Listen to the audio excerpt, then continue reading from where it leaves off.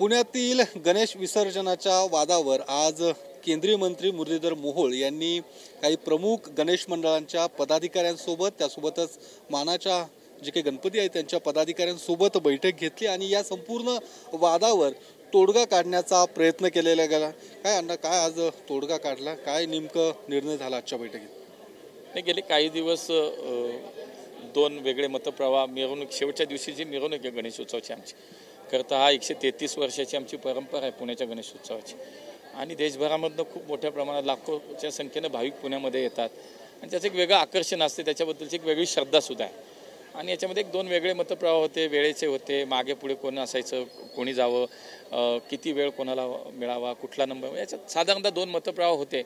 पण आज आम्ही शेवटी मी सुद्धा एक गणेशोत्सव मंडळाचा कार्यकर्ता आहे, तिथून माझा प्रवास सुरू आहे, त्यामुळे आज आम्ही सगळेच तुम्ही पाहत असाल मानाचे गणपती आणि इतर गणपतीचे सगळे आम्ही आज एकत्र बसलो आणि त्याच्यावरती तोडगा काढला। सगळे एकमतानं आम्ही आज सगळ्यांनी हा निर्णय घेतला आणि दरवर्षीप्रमाणेच गेल्या अनेक वर्षाची आमची परंपरा त्याच पद्धतीनं हा उत्सव आमचा साजरा होईल। त्यामुळे आम्ही काही मिरवणूक सकाळी लवकर सुरू करणार आहोत, दोन मंडळातलं अंतर कमी करणार आहोत, स्थिर वादनाला यावेळेस आम्ही सांगितलं की स्थिर वादन होणार नाही।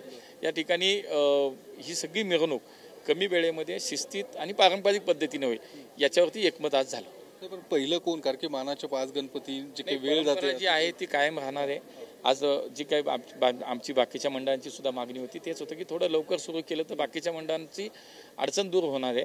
त्यामुळे मानाचे गणपती आज 9:30ला सकाळी सुरुवात करणार आहे आणि त्यामुळे ते स्थिर वादन कुठेच कोणी करणार नाही। लक्ष्मी रस्ता असेल हा सगळा सलग वादन करत कमी वेळेमध्ये आपल्याला मिरवणूक संपवायची, त्यामुळे बाकीच्या मंडळांना आता पुरेसा वेळ मिळणार आहे मिरवणुकीमध्ये। त्यामुळे सगळी मंडळं सारखी आहेत, हीच भावना आहे, हीच भूमिका आहे। त्यामुळे आता सगळ्यांचे जे काही वेगवेगळे विचार होते, काही मतभिन्नता होती, ती सगळे संपले आणि आम्ही आता एका विचारानं एक दिलानं पुण्याचा उत्सव साजरा करणार। 6वा कोण हा देखील वाद होता, 6वा गणपती कोण निघणार, कारण की 5 मानाचे निघणार, 6व्यावरनं कमी वेळेत व्हावं, स्थिर वादन होऊ नये, पथकांची संख्या कमी करावी, सदस्य संख्या कमी करावी, ह्याच्याबरोबरच क्रमामध्ये कुठं बदल होणार नाही हे सुद्धा एकमत झालं।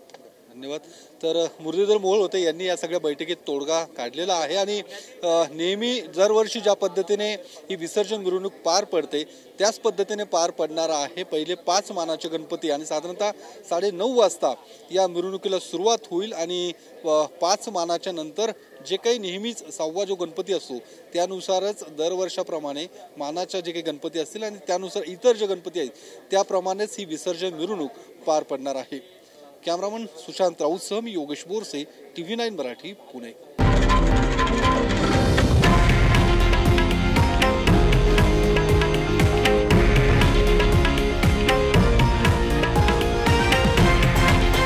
हे आहे देशातील नंबर 1 न्यूज नेटवर्क आणि आपण पाहत आहात TV9 मराठी, एकमेव।